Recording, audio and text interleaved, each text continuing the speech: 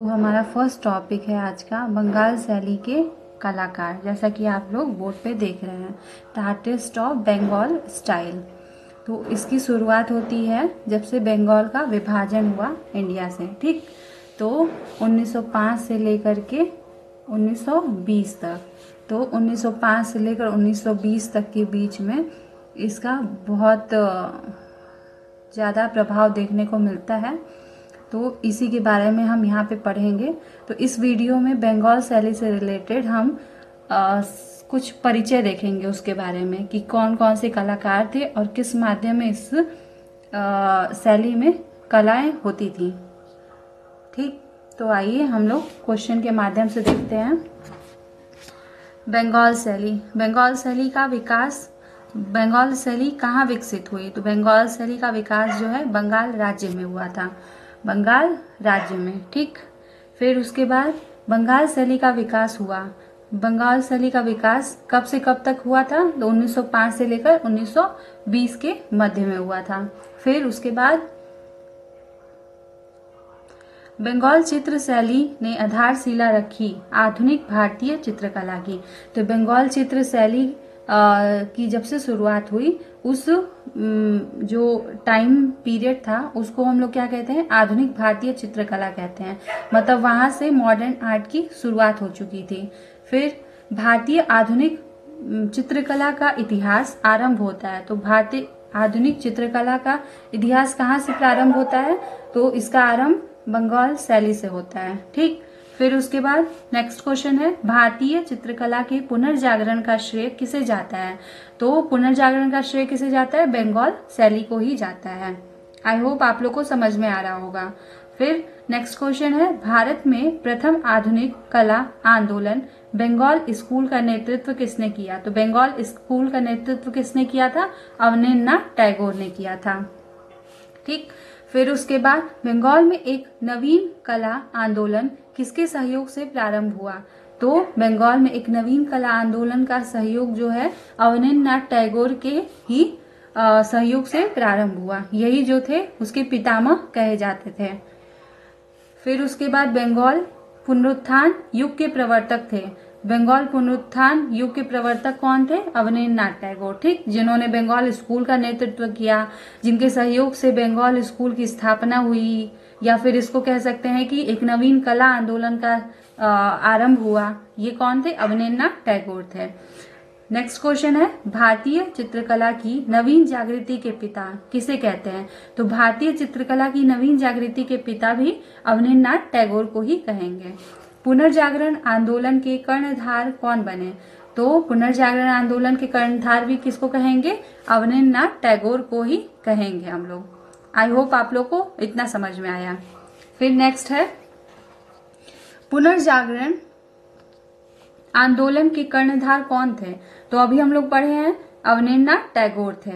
अवनींद्रनाथ ने जिस छोटे से स्कूल की स्थापना की उसे कौन सा स्कूल कहते हैं?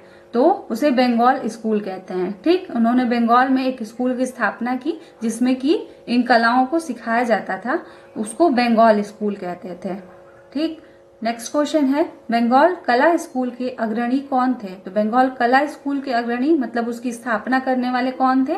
अवनींद्रनाथ टैगोर ही थे। नेक्स्ट है, बंगाल कला शैली किस तकनीक से जानी जाती थी? तो कोई ना कोई तकनीक होती है हर कलाओं की। तो ये जो बंगाल कला शैली है उसकी तकनीक क्या थी? वॉश पद्धति थी। नेक्स्ट है, बंगाल शैली के चित्रकारों ने किस तकनीक का प्रयोग किया था? तो बंगाल शैली के चित्रकारों ने वॉश तकनीक का प्रयोग किया था। वॉश तकनीक जो है आगे हम लोग चल के देखेंगे वॉश तकनीक क्या होती है, ये कहाँ से आई है। तो भारत में वॉश चित्रण पद्धति कहाँ से आई है? तो किस देश से आई है? जापान से आई है, ठीक।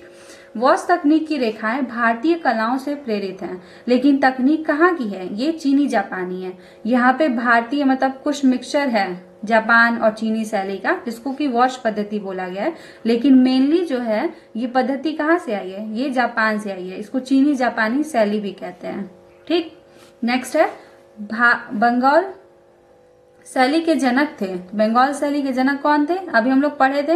बंगाल स्कूल के प्रवर्तक कौन थे? पुनरुत्थान के पिता कौन थे? तो ये अवनींद्रनाथ टैगोर थे, ठीक। नेक्स्ट है, बंगाल वॉश चित्रण पद्धति के जन्मदाता कौन है? तो वॉश चित्रण पद्धति के जन्मदाता भी हम लोग किसे कहेंगे? अवनींद्रनाथ टैगोर को ही कहेंगे। नेक्स्ट है पुनर्जागृति आंदोलन क्या है? तो पुनर्जागृति आंदोलन मतलब कि किसी चीज में हम लोग को जागृति लाना, पुनः जैसे कि राजा राम मोहन राय के बारे में हम लोग जानते हैं कि उन्होंने क्या किया था? सती प्रथा का अंत किया था, तो उनको हम लोग पुनर्जागरण का पिता कहते हैं। ठीक उसी तरह से पुनर्जागृति आंदोलन इसमें क्या है कि वो भी उसका एक ही अर्थ है, क्या है? पाश्चात्य प्रभाव को नकार कर, मतलब कि जो पुरानी प्रथाएं चली आ रही हैं उन सभी को हटा करके भारतीय परंपरागत मूल्यों को पुनः स्थापित करना, मतलब उसमें नई चीजें जो अच्छी चीजें हैं उसको ऐड करना और उसके अनुसार नए मूल्यों को बनाना। क्या है मतलब? पाश्चात्य प्रभावों को नकार कर परंपरागत मूल्यों को पुनः स्थापित करना, यही है पुनर्जागृति आंदोलन। आई होप आप लोग को समझ में आया होगा। नेक्स्ट आते हैं हम लोग, नेक्स्ट क्वेश्चन है हमारा,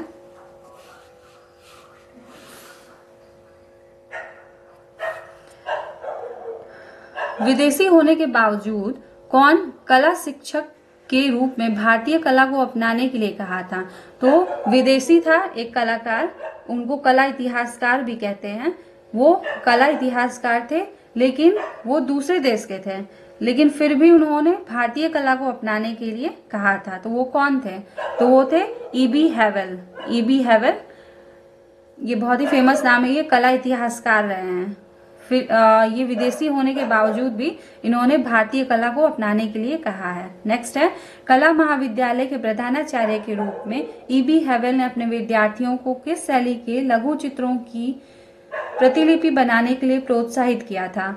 तो ये थे मुगल शैली। ई.बी. हैवेल जो थे, एक तो पहले भारतीय कला को अपनाने के लिए कहे थे विदेशी होने के बावजूद, और दूसरा उन्होंने मुगल शैली में लघु चित्रों की प्रतिलिपियां तैयार करने के लिए प्रोत्साहित किया था। अपने उनके जो भी छात्र रहे होंगे उनको उन्होंने ये कहा था कि मुगल शैली में अपने प्रतिलिपियां तैयार करो लघु चित्रों की। नेक्स्ट है आनंद केंटिस कुमार स्वामी का जन्म श्रीलंका के कोलंबो में हुआ, इनकी मृत्यु कहाँ हुई?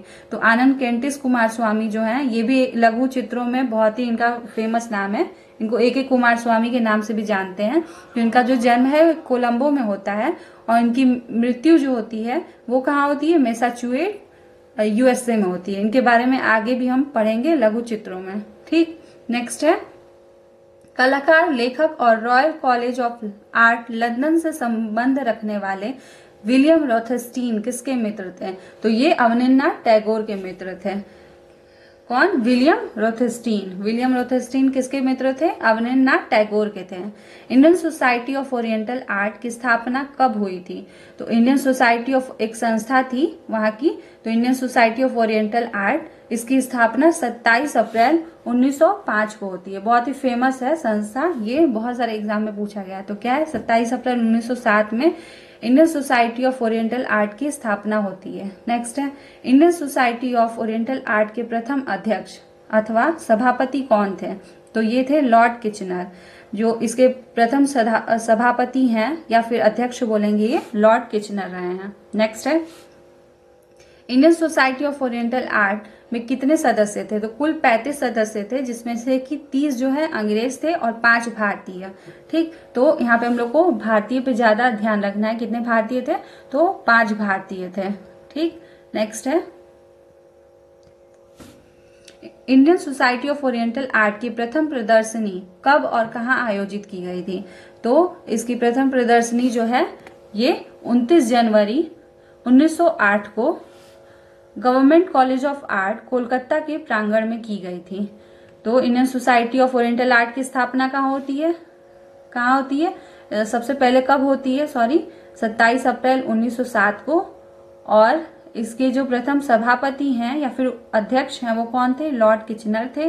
नेक्स्ट है इसमें कुल कितने सदस्य थे? तो 35 सदस्य थे, जिसमें से कि 30 अंग्रेज थे और 5 भारतीय थे। और Indian society of oriental art की जो प्रथम प्रदर्शनी है वो कहाँ लगती है? तो वो 29 जनवरी 1908 को Kolkata government college of art Kolkata के प्रांगण में लगती है। नेक्स्ट आते हैं हम लोग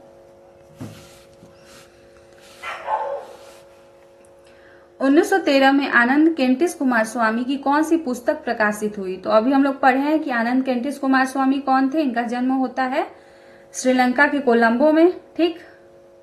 और इनकी मृत्यु कहाँ होती है? मैसाचुसेट्स में, यूएसए में होती है। और इनकी एक बुक थी, बहुत ही फेमस बुक से क्वेश्चन बहुत ज्यादा पूछता है, लगभग 2-3 क्वेश्चन पूछ लेता है।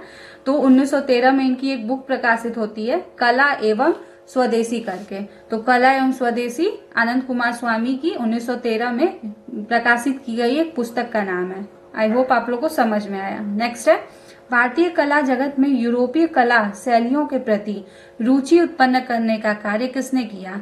तो 18वीं सदी के अंत में और 19वीं सदी के प्रारंभ में ब्रिटिश पेशेवर चित्रकारों ने, इन्होंने जो ब्रिटिश पेशेवर चित्रकार थे, उन्होंने जो कला के प्रति रुचि है उसको उत्पन्न करने का कार्य किया।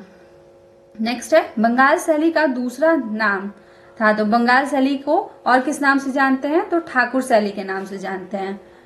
नेक्स्ट है, 19वीं शताब्दी में भारत में कला विद्यालय किसने स्थापित किया? तो 19वीं शताब्दी में भारत में कला विद्यालय ब्रिटिश शासकों ने शुरू किया था। जो ब्रिटिश पेशेवर जो चित्रकार थे, उन्होंने यूरोपीय शैलियों में रुचि उत्पन्न करने का कार्य किया, ठीक। और नेक्स्ट है, उन्होंने भारतीय कला विद्यालय की स्थापना भी की। नेक्स्ट है, हिसिदा कौन था? हिसिदा जापानी चित्रकार था, ठीक। अभी हम लोग बंगाल शैली में देखे हैं कि यहाँ पे वॉश पद्धति का यूज हुआ था, ठीक। तो वॉश पद्धति क्या थी? वो चीनी जापानी एक शैली थी, और उसी में भारत के कुछ जो रेखांकन वगैरह है उसको मिक्स करके उसको वॉश पद्धति का नाम दिया गया है।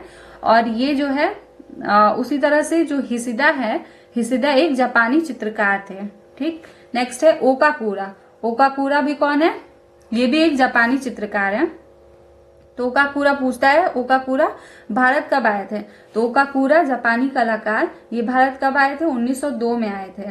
और ओकाकुरा की प्रसिद्ध पुस्तक का क्या नाम है? तो प्रसिद्ध पुस्तक इनकी है आइडियल्स ऑफ द ईस्ट।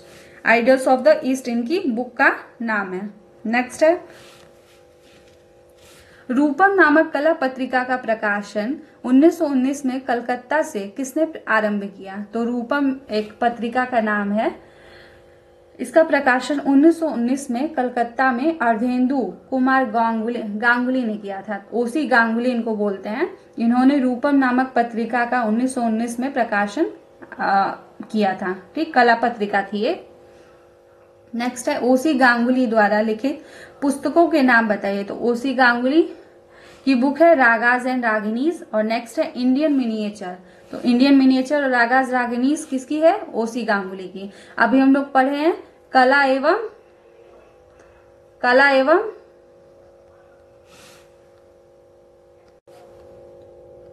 स्वदेशी, ये किसकी बुक थी? कला एवं स्वदेशी आनंद कुमार स्वामी की बुक थी, ठीक। उसी तरह से ये किसकी बुक है? ओसी गांगुली की। कौन सा? रागाज एंड रागिनीज। और नेक्स्ट है इंडियन मिनिएचर्स। ये दो बुक किसकी है? ओसी गांगुली की। और रूपम नामक पत्रिका है किसकी? 1919 में लिखी गई है, प्रकाशित की गई है, सॉरी, ओसी गांगुली द्वारा ही। नेक्स्ट है, 1954 ईस्वी में राजेंद्र लाल मित्र और यतीन्द्र मोहन ने किस संस्था की स्थापना की? और किस संस्था की स्थापना की? तो ये उद्योग कला संस्थान था, उसकी स्थापना की किसने? ये थे राजेंद्र लाल मित्र और यतीन्द्र मोहन, ठीक।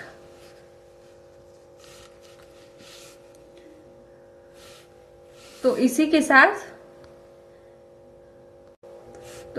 साथ आज का ये चैप्टर खत्म होता है। अब हम लोग नेक्स्ट वीडियो में देखेंगे बंगाल शैली से रिलेटेड कुछ फेमस कलाकार जो हैं हमारे, उनके बारे में, ठीक, point two point. Thank you for watching. Please do like, share and